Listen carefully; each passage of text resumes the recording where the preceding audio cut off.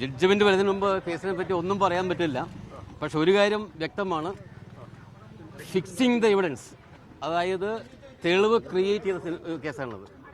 അത് എപ്രകാരമുള്ളതെന്ന് ജഡ്ജ്മെന്റ് വരുമ്പോൾ നമുക്ക് അറിയാൻ പറ്റുള്ളൂ. കോൺസ്പിറസിയാണ് ഞങ്ങൾക്കെതിരെയുള്ള കേസ്, 5 പ്രതികൾക്ക്. കോൺസ്പിറസി അവർ പ്രൂവ് ചെയ്യുക എന്നുള്ള കാര്യം ജഡ്ജ്മെന്റ് വരട്ടെ, ജഡ്ജ് വന്ന ശേഷം പറയാം. ഒരു കാര്യം ഉറപ്പാണ്, ഇത് ഇന്ത്യയിലെ ഏറ്റവും വലിയ ജഡ്ജ്മെന്റ് ആയിരിക്കും.